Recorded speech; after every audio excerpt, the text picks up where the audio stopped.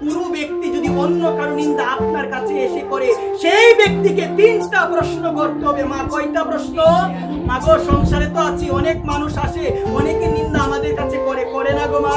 আমরাও শুনি। কেন মা? কলির কান, নিন্দা শুনতে ভালোই লাগে, ভগবানের কথা শুনতে ভালো লাগে না? একবার বলো রাধে রাধে।